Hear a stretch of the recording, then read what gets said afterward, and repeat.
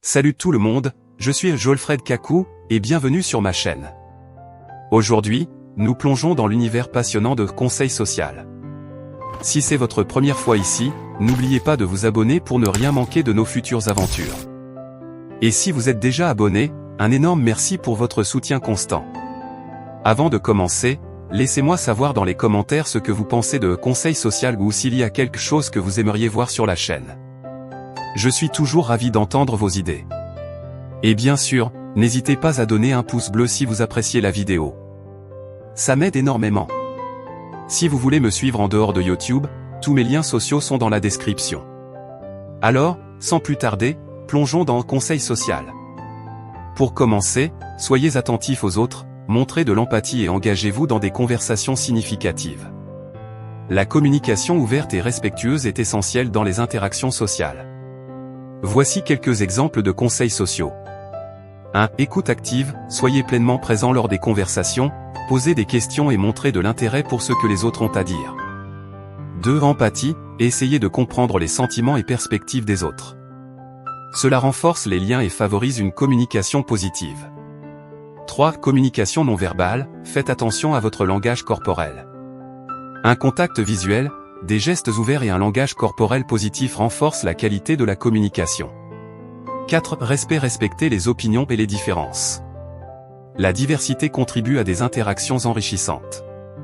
5. Politesse, utilisez des formules de politesse, comme dire s'il vous plaît et merci. Cela crée une atmosphère de respect mutuel. 6. Positivité, cherchez le positif dans les situations et évitez les critiques constantes. Cela crée une ambiance plus agréable. 7. Gestion des conflits, abordez les désaccords avec calme et recherchez des solutions plutôt que de pointer des coupables. 8. Sens de l'humour, un humour léger peut créer des liens, mais soyez conscient des limites et évitez les sujets sensibles. 9. Soyez vous-même, soyez authentique dans vos interactions. Cela favorise des relations sincères et durables. 10. Mise en réseau, élargissez votre cercle social en participant à des activités et événements qui vous intéressent, et soyez ouverts aux nouvelles connaissances. L'écoute active est une compétence de communication importante qui va au-delà de simplement entendre les mots. Voici comment la comprendre.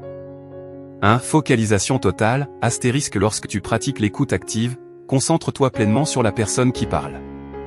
Élimine les distractions et fais preuve d'une attention totale. 2. Contact visuel, maintiens un contact visuel approprié. Cela montre que tu es engagé dans la conversation et que tu accordes de l'importance à ce que l'autre personne dit. 3. Réponse verbale, utilise des signaux verbaux pour montrer que tu écoutes, comme hocher la tête, dire oui de temps en temps ou utiliser des phrases d'encouragement comme je comprends ou je vois. 4. Reformulation, pour t'assurer de bien comprendre, reformule de temps en temps ce que l'autre personne a dit. Cela démontre que tu es attentif et que tu cherches à clarifier les informations. 5. Pose de questions ouvertes, encourage la personne à s'exprimer davantage en posant des questions ouvertes. Cela stimule une conversation plus approfondie. 6. Empathie, essaie de te mettre à la place de l'autre personne et de ressentir ce qu'elle ressent. L'empathie renforce les liens et montre que tu te soucies de ses émotions. 7. Évite les interruptions, évite d'interrompre la personne qui parle. Attends qu'elle ait fini de s'exprimer avant de répondre. 8. Évite la planification de réponse, ne prépare pas mentalement ta réponse pendant que l'autre parle. Sois ouvert à recevoir l'information avant de formuler ta réponse. L'empathie est la capacité de comprendre et de partager les émotions d'autrui. Voici comment la comprendre et la mettre en pratique. 1. Perspective de l'autre, cherche à comprendre la situation du point de vue de l'autre personne. Imagine-toi dans ses chaussures pour saisir ses émotions et son point de vue. 2. Écoute active, écoute attentivement ce que l'autre personne dit. Sois conscient de ses sentiments et exprime ton intérêt envers son expérience. 3. Non-jugement, suspends ton jugement. L'empathie implique d'accepter les émotions de l'autre sans les critiquer ou les minimiser. 4. Validation des sentiments, reconnais et valide les émotions de l'autre. Exprime que tu comprends ce qu'elle ressent, même si tu ne partages pas nécessairement le même sentiment. 5. Communication verbale et non verbale, utilise un langage corporel et des expressions faciales qui reflètent ta compréhension et ta connexion émotionnelle. 6. Réponses appropriées, réponds de manière appropriée aux émotions de l'autre. Parfois, une simple présence ou un geste de soutien peuvent être plus puissants que des mots. 7. Partage d'expériences similaires, si tu as vécu des expériences similaires, Partage-les de manière constructive pour montrer que tu comprends. 8. Respect des limites. Respecte les limites émotionnelles de l'autre personne. Certaines émotions peuvent être très personnelles, et il est important de les traiter avec délicatesse. Pratiquer l'empathie contribue à renforcer les liens interpersonnels, à favoriser une communication plus profonde et à promouvoir un environnement où les gens se sentent compris et soutenus. La communication non verbale englobe les messages transmis sans utiliser des mots. Voici comment comprendre cette forme de communication. 1. Expression faciale. Les expressions du visage, telles que les sourires, les froncements de sourcils, ou les regards, transmettent des émotions et des intentions.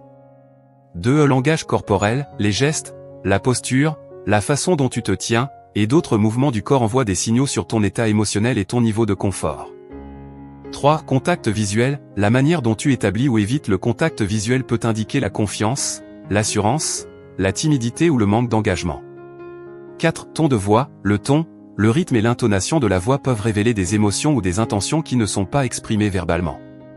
5. Distance physique. La proximité physique entre les personnes communique des messages sur le niveau de familiarité, de confort ou de respect. 6. Mimique. Les petits mouvements du visage, comme le haussement de sourcils, le clignotement des yeux, peuvent transmettre des nuances émotionnelles. 7. Mouvement des mains et des bras. Les gestes manuels peuvent souligner ou clarifier le discours, mais ils peuvent aussi exprimer des émotions ou des intentions.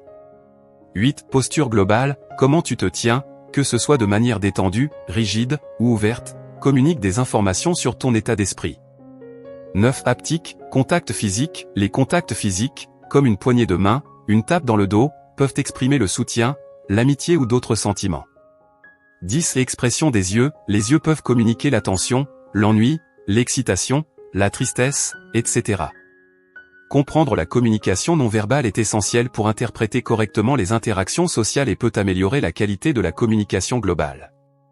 Être conscient de ces signaux peut te permettre d'affiner ta compréhension des sentiments et des intentions des autres.